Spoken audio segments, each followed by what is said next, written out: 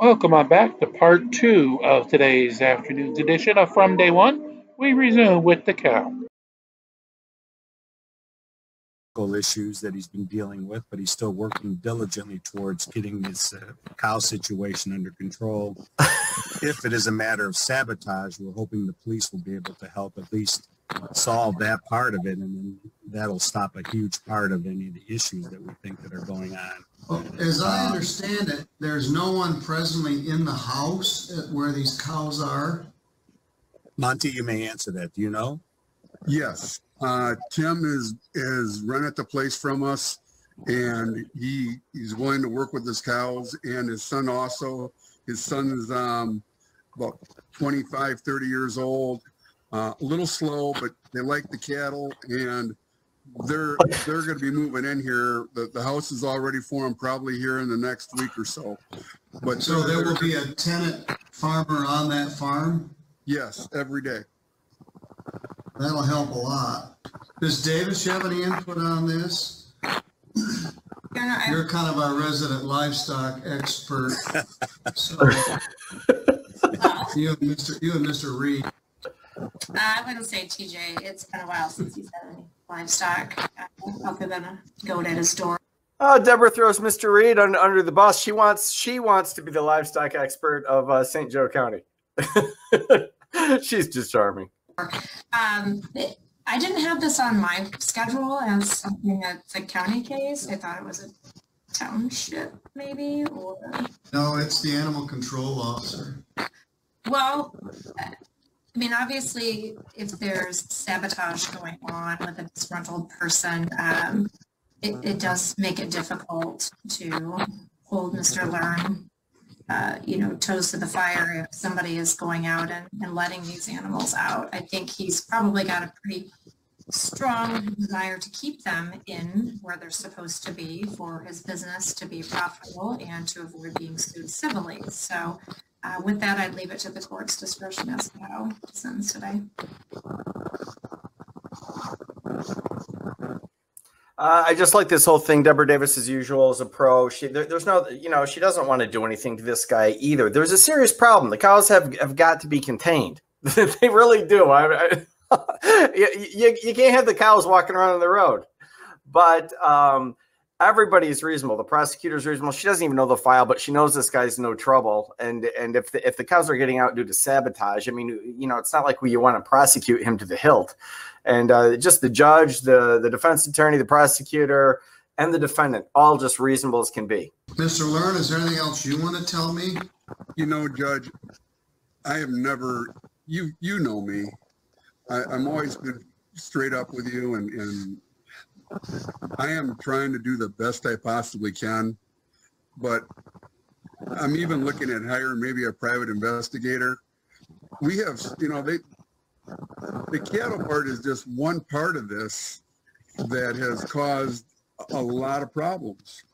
And I can't really, even the animal control guy goes, well, you got to catch them. Well, we caught him on our property here about 4 nights ago, and he took off and we couldn't catch him. Now, I can't stop somebody from running. I don't have that authority, and I can't shoot him to show that he was there. It just. I just love this. I don't know. I'm a Michigan native. And this is far from where I grew up in northern Michigan, but still, it's just so country. Like in open court to say to the judge, I can't shoot him. Like, that you're a judge, right? I tried to get a picture of him. I got 20 cameras out, but the problem is I got probably 2 miles of property that's fenced in. So 20 cameras. They cover 90 feet. I mean, that's the max that they cover. Well, if you're looking for cameras when you're going out there, number one, you're going to see that camera. It's not like it's hidden from you. If let's say we're just walking through the woods the first time on private property, you probably wouldn't see that camera. But when you're intentionally looking for a camera out in the woods, within that 90 feet that you're going to do some damage to, you can study that area very well. And at that point, you know, it's a cat and mouse game. And I can't, I'm lost, Judge. I know I'm responsible. They're my cattle, but I can't. It's like my hands. All right, well, I guess I was more under the assumption this was negligence rather than otherwise, and I'm not sure all these were. They go back for more than a year, and there's dozens of them. But Mr. Meckrio's right in what I said. There's going to be civil liability. Certainly, I agree with what you said. You've always been straight up and owned it, and when we had things to deal with, and we've had a number of civil cases, and I've known you in other contexts as well. But certainly this is not a jail case. There's zero jail. There's zero fine. $75 crime victims' rights fee and the $50 state minimum fee. I'm going to put you on probation for 12 months, which is non-reporting. The only condition is that animals not be at large at this property. If things are okay for 6 months, you can be discharged.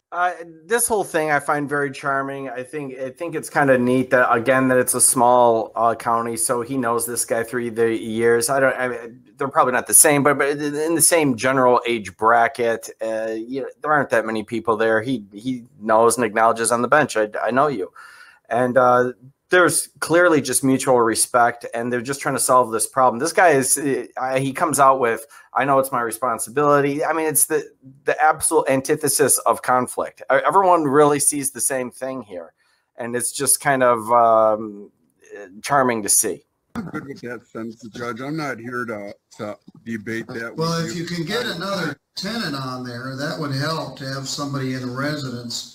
But you got this very large cattle operation with no people there.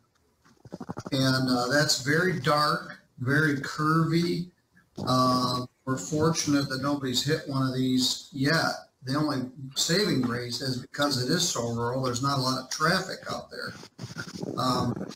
But I'll have the probation department contact you. The only condition of probation is animals not be at large at this property. Waiving the oversight fees. There will be non-reporting probation, but they have to get the information. And let's hope that somebody doesn't hit one of these cows. And if it is sabotage, we certainly would like to get to the bottom of that, because those people could be endangering someone's life rather than just bedeviling you. All right, Mr. McWheel, Mr. Learn, you're both good to go. Mr. Learn, the probation department will be contacting you, and I'll see you. Thank you, Your Honor. Well, there you have it. I just thought that was very civilized and genteel, and it was kind of funny just because it's cows, and it shows the level of familiarity Middleton has with Judge Middleton has with that area. He knows exactly where this is. He knows that it's dark and curvy. I mean, it's out in a rural area. He does the absolute minimum. You can't help but feel for this guy. Now, you don't know, is this some BS defense? My guess is no. He presided over the landlord-tenant dispute, so he knows that that's real. He knows that's what's going on. And this guy, at least in this court appearance, for all the world, seems sincere, and it just looks like he is the victim of somebody sabotaging his property. He also has no motivation to let the cows go. Those cows are money. You know, he wants the animals there to grow so he can profit from them. So it's not something he would want to have his cows lose. So I just thought it was an interesting one, and probably more so than anything a refresher. Once in a while I have to do one like that after some soft-set overload. Here at Law Talk, we like to have fun with silly stuff that happens in court, and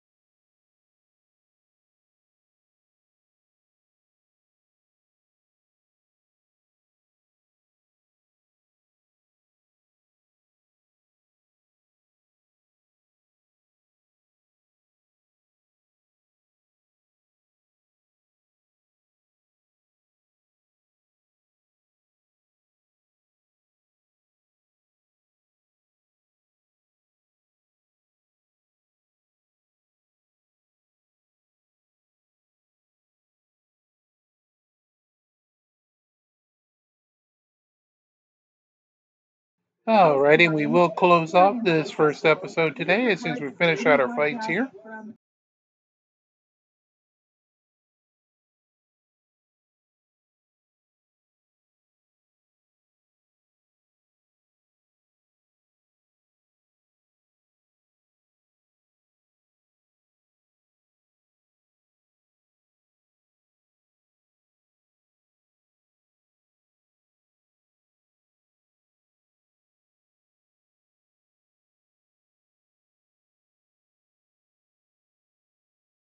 Thank you for watching from day one. Have a great afternoon.